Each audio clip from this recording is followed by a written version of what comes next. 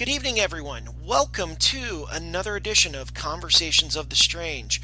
And I am absolutely privileged tonight to have someone on the phone. He has been a true friend and is just an all around nice guy. And I was just talking about him with somebody today, and I said, a friend of mine solved Jack the Ripper. And I am on the phone now with Randy Williams, a private investigator who wrote a book called Sherlock Holmes in the Autumn of Terror. And he wrote I'm going to say a fictional account, but it shares his truth. It shares his true theory, or I'm going to say that wrong, and please bear with me. But Randy, thank you so much, and welcome to Conversations of the Strange. Hi, Donna. I'm just about as strange as they come, so you picked the right person. Thank you, man. So, um, real quick, let's just do a quick sum up of the Autumn of Terror.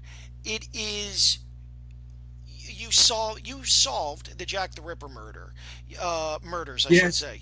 And as crazy as that sounds, yes. okay, and let me just do a quick sum up of it. Um, it is a conspiracy, and not like one of those crazy conspiracies um, oh, we all know that Roswell aliens crashed and are now designating who's going to win the presidential elections for the next 50 elections or something crazy like that. You mean This is a that's not conspiracy. true? Oh, yes. No, it's not. This is, you would consider this a conspiracy similar to the way John Wilkes Booth conspired with several other people to attempt to Exactly. kill Lincoln as well as the vice president, uh, the Secretary of State, and the Secretary of War at the time. You're Um, absolutely right. Conspiracy people.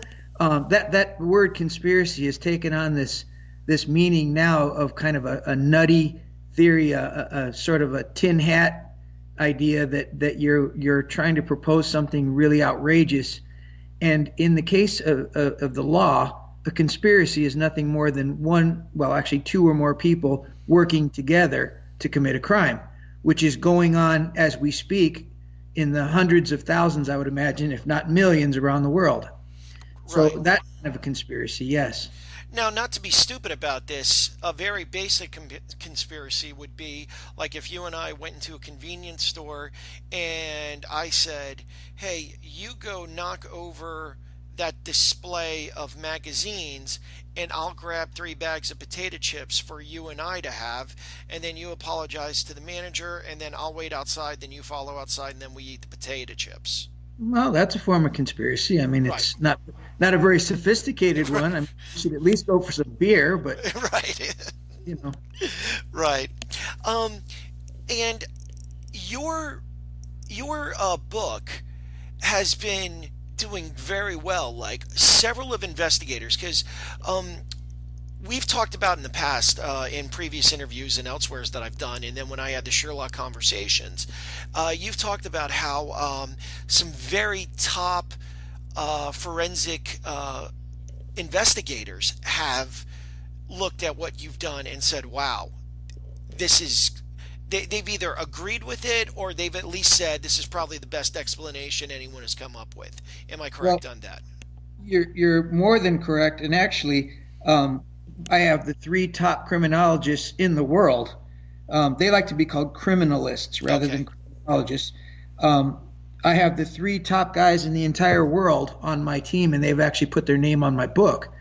So we have Dr. Michael Baden, who you guys probably know from the Autopsy TV show on HBO, Hmm. but he's the chief medical examiner, the coroner for New York City for over 25 years. And he's been involved in so many high profile cases from right from John F. Kennedy's assassination, Elvis Presley, John Belushi, the Claus von Bülow case. They made that Oh, movie wow. about Glenn Close. He actually was contracted by the British government in the 1960s to go to London and try to solve the Ripper case himself. But because of the evidence, the lack thereof, and the age of the photographs and that sort of thing, he wasn't able to do it. Right. So we have Dr. Baden, Dr. Henry Seeley, who most people will recognize from the O.J. Simpson trial, the Chinese doctor who stood up and said something's wrong here when it was brought out that there was tainted blood planted on some socks in the OJ case. And so Dr. Lee found that. And so he kind of had to expose that police corruption in that case.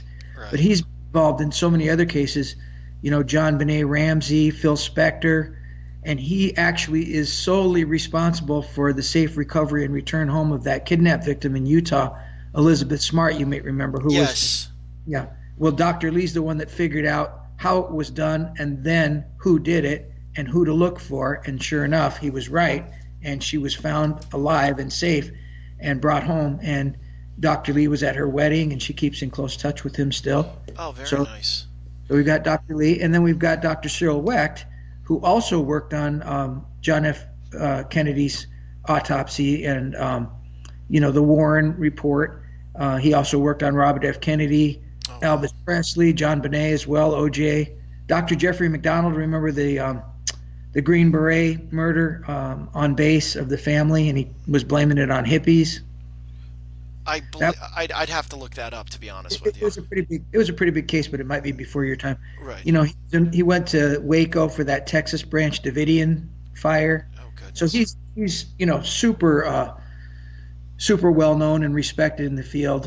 He was involved in the Vince Foster autopsy. The guy that shot himself in the head 3 times, committed suicide in the park. He was very close with the Clintons. Yeah, he committed suicide by shooting himself 3 times in the back of the head in the park. That was amazing. Yeah, I hate it when that happens. Yeah, me too. Yeah. So Oh, yeah, these guys are my co-authors, and so to have their rubber stamp or stamp of approval or their support is a great honor for me.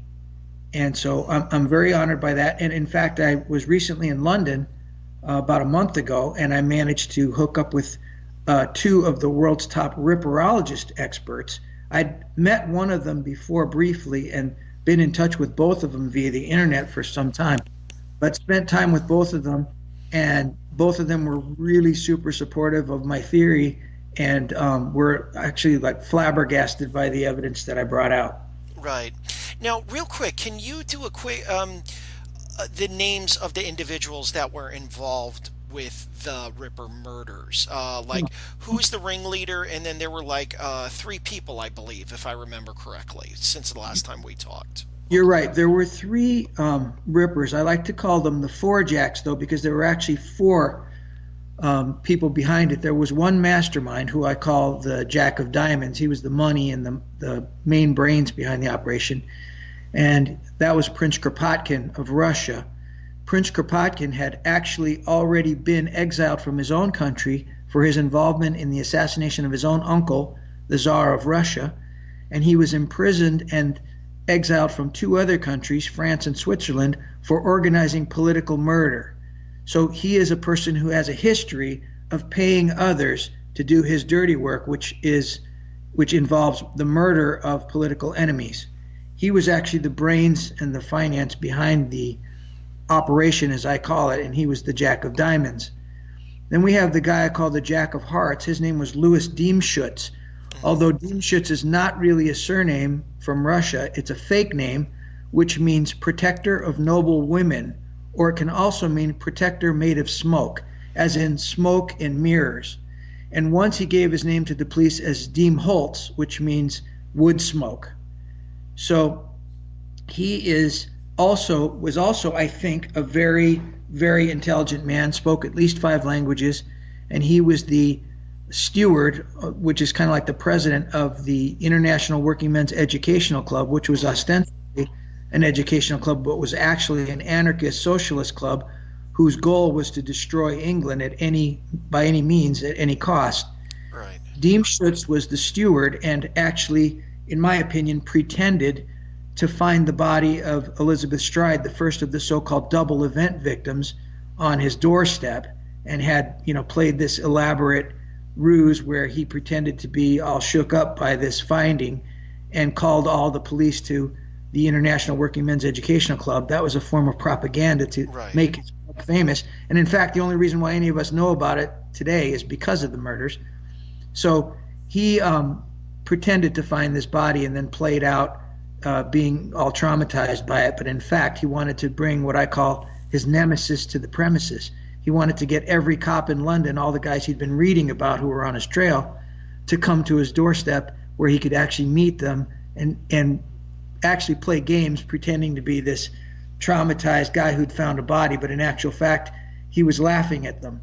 That sounds like very similar to some of the things that you'll hear about, like modern serial killers, where they will.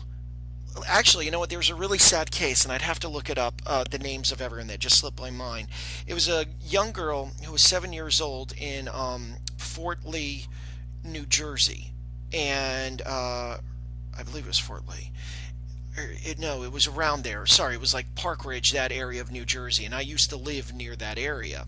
And it occurred back in '79, and she was 7-year-old girl going to this gentleman's. I shouldn't say gentleman. He was in this house go to collect Girl Scout cookies from him, to collect money to give him the Girl Scout cookies. Well, he killed her and deposited her body. And then afterwards, when everybody was like, "Hey, have you seen the girl? Have you seen the girl?" He took part Oh in yeah, the searches for that. And you'll hear uh, things like that that's all the very time. see that's very typical. Hundreds, if not thousands, of killers have done it since, but the Ripper was the first to do it, as far as I know. Right, right.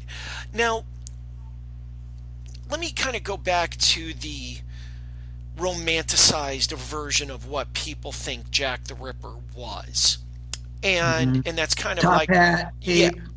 top hat, cl- um, top hat, heavy footsteps, foggy London night, women kind of dressed like they were stepping out of Pygmalion, and these guys just kind of walk up and they're like, "Are you lonely, Mom?" And they're like, "Oh, hello, yeah." And then they go into an alley, and then Ripper does his business and then goes away, and then he stops right there after these five murders, and it just is this weird kind of romanticized Yeah, image.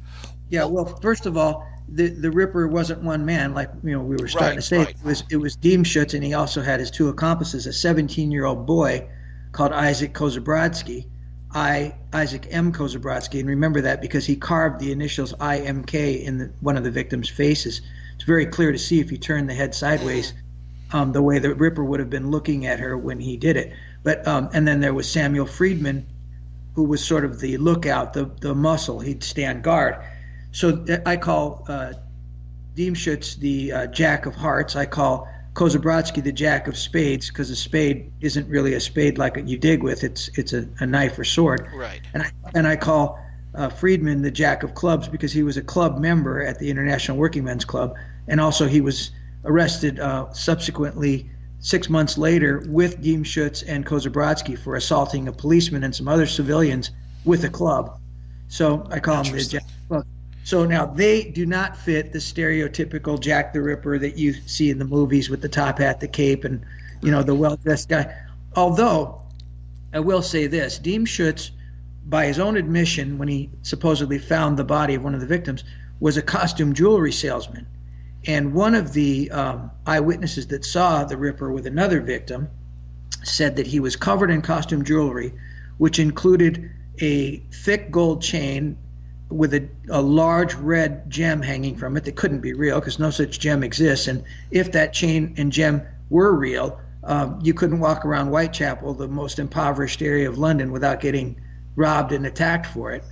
And he also had, interestingly, a horseshoe tie pin.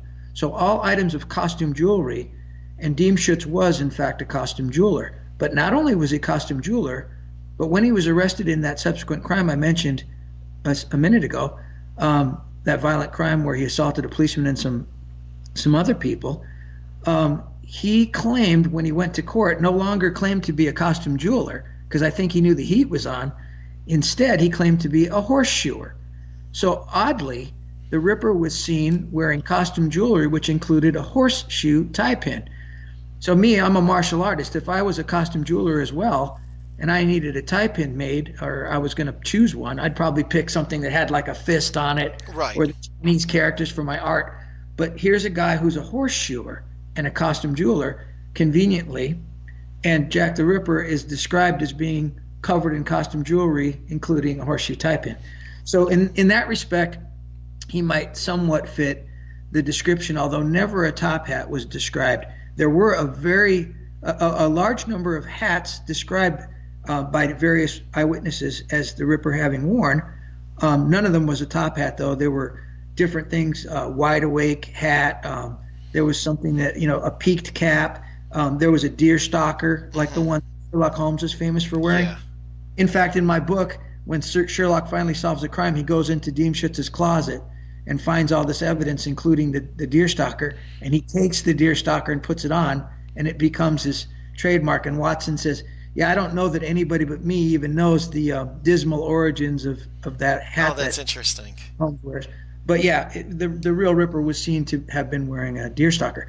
Oddly, or not, in my opinion, Deemschutz's wife was a hat maker, Friedman was a hat maker and a tailor, and don't forget the Ripper was seen wearing like 15 different coats. Right.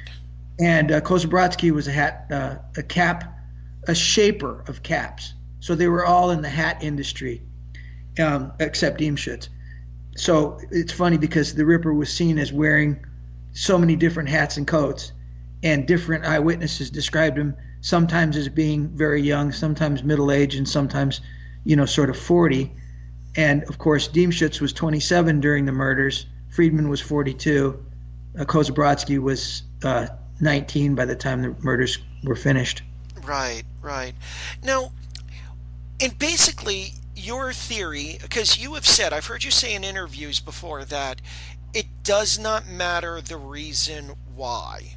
It just,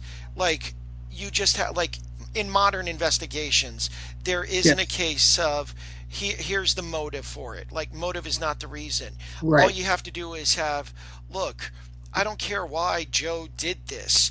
We've got Joe's fingerprints on the baseball bat, and this was the baseball bat used to kill Steve. Exactly. In a court of law, motive is not a requirement for conviction. Right. The district attorney is not required to provide any motive whatsoever for any crime, although juries like to hear it. And if we know it or can guess it, we're going to include it in the testimony. However, it is absolutely not required to prove motive, although I have their motive, very clearly delineated in my book. Their motive was anti-Christian, basically it was primarily against the sweating system, which was a sort of quasi-slavery of the Jew in Whitechapel in those days. And they didn't hate prostitutes, they hated prostitution. So it wasn't that they hated prostitutes, but they hated prostitution. Karl Marx in 1840 claimed that prostitution was the most egregious misuse of human beings possible. So if you're going to abuse a human being, the absolute worst you could do was force them into prostitution, according to communism, anarcho-communism. So they felt that this is a war, and in this war there are going to be some casualties, and it's not going to be me. So what we're going to do is we're going to choose the 12, 13, 14 most decrepit, close to death women in that profession, and we're going to use them in a way that their deaths will benefit thousands. And in fact, they did. I hate to give them any credit for having succeeded, but in fact, Queen Victoria was forced to clean up that part of England and end the sweating system and end most of that poverty and homelessness that was existing at that time because of the light that was shined on that part of England by the Ripper murders. Right. So their motivation was to destroy or to demoralize Christians.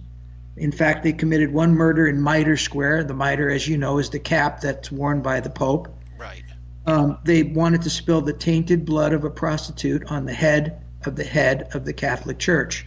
All of the murders were committed on holy days dedicated to Mother Mary, the mother of Jesus, and in fact, the greatest of their crimes, the double event, I shouldn't say the greatest, but their tour de force, was committed on the greatest of the 12 great feasts of Mother Mary, primarily celebrated in Russia, and that is the Feast of the Intercession. That's where Mother Mary was to bat for the sinners. And they chose that day, which is the greatest of the 12 great feasts. All of the murders took place on days of the great feasts of Mother Mary. And they chose the particular greatest feast day to do the double event. And they killed one of the women in Mitre Square.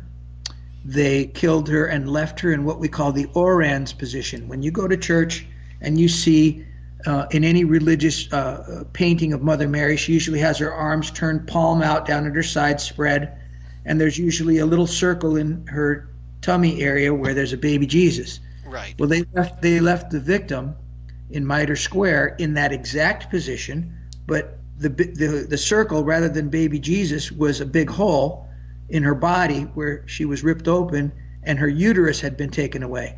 Let's not forget the prayer, "Blessed is the fruit of thy womb, Jesus."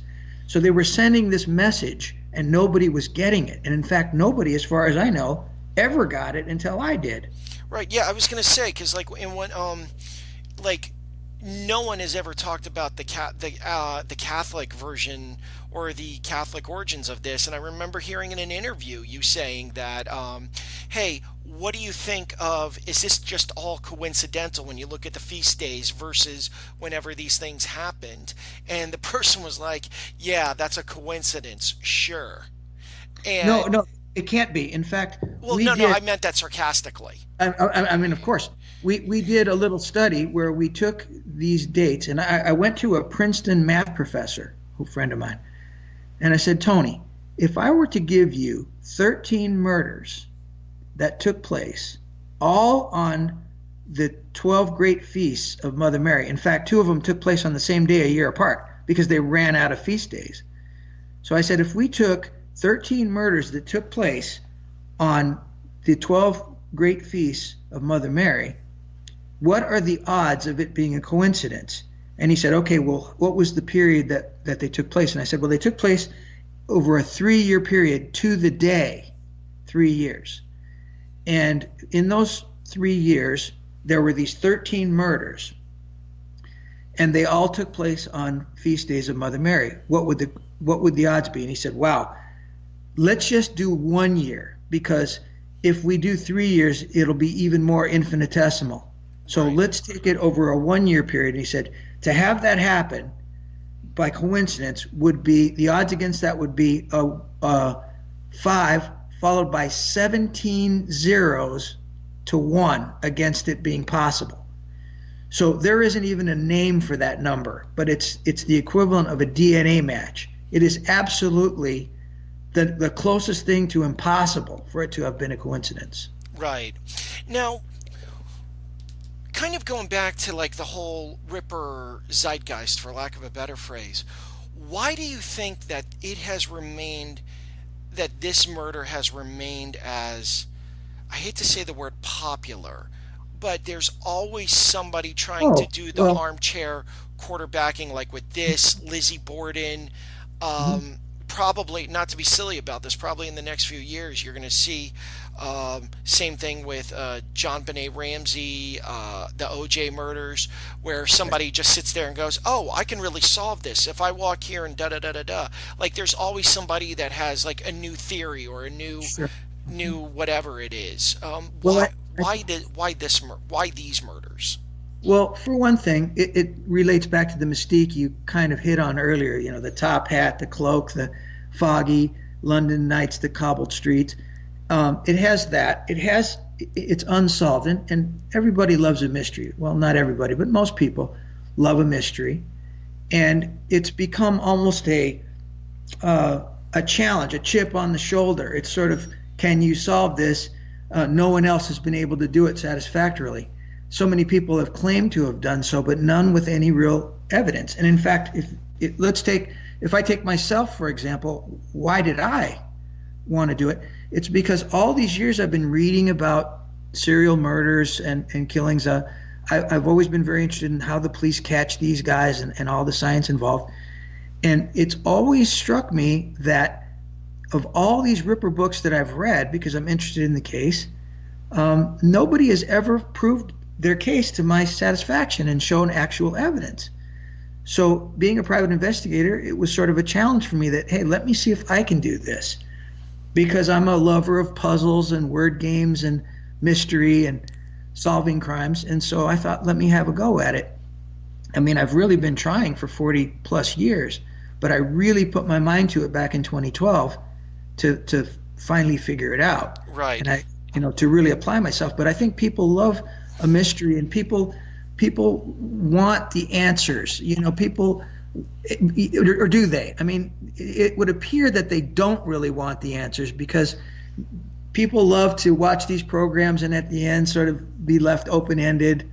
And I think that is really the mystique of it. Had it been solved way back when, I think that we wouldn't all be talking about it today.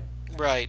Well, I was going to say that what it reminds me of is like I've had long discussions with friends where I've said the worst thing that could ever happen to the Lochness um, in the Loch Ness traveling industry is if they find for sure whether there's a monster down there or not.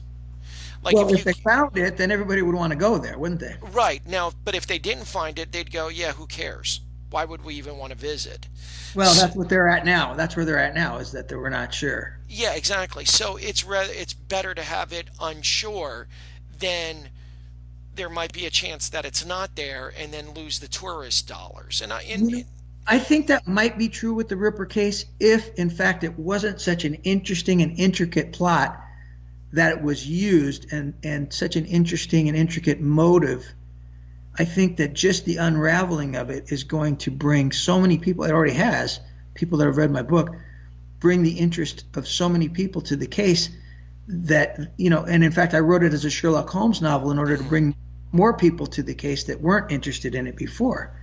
And I think that as this catches on, as people are understanding my theory, and when the TV show comes out, which I'm doing a TV show about it, oh, nice. I think that it's going to bring more people's interest to this. I hate to call it, well, it's kind of a cottage industry, in London, the tours. There's Ripper books galore. People, print Jack the Ripper T-shirts, and there's so much amazing art out there that people have done based on the case. I think it's going to be a resurgence, in my opinion. And I think as people understand just how clever these guys were, I mean, I hate to give them credit, but they were, in fact, very clever. That's why they didn't get caught for so many years. Right. Now, real quick, let me just because I know your time is limited, but I just want to double check a couple of things. Number one, the five, what they call the five women, the five Ripper, I don't know what, like the five Well, no, hardcore please. Ripper Yeah, women. there's five. They're called the canonical five. Okay. Canonical meaning generally accepted by most people as having been Ripper victims. Right, but you believe that that extends to at least seven others, I guess, if they. I don't just believe it, man. I've proven it Okay. beyond any reasonable doubt. But yes, I believe there were 13 murders and another attack that didn't result in the woman's immediate death. Okay. Gotcha. And more or less, what stopped them? What stopped them? And I think this was something that we talked about in the past. Why did these guys just up and go, hey, you know what? That's it? Was it because of the number of feast days, or did the I Mhm. guess the guy that was in charge of the conspiracy go, these three guys that I'm working with, they're getting a little bit crazy with this. Not exactly, but it did have to do with him, in my opinion. And actually, Prince Kropotkin explained it himself. He actually, in his own writings, he made a lot of excuses for the Ripper, and told people that A, there was more than one person, and B, that they were actually altruistic and were really not to be blamed, and actually were to be praised. He knew that somebody like me was going to come along someday and uncover him. Right. So he wrote sort of an apology for Jack the Ripper and an explanation. But in that explanation, he himself says that the crimes stopped because the people in Whitechapel wanted them to.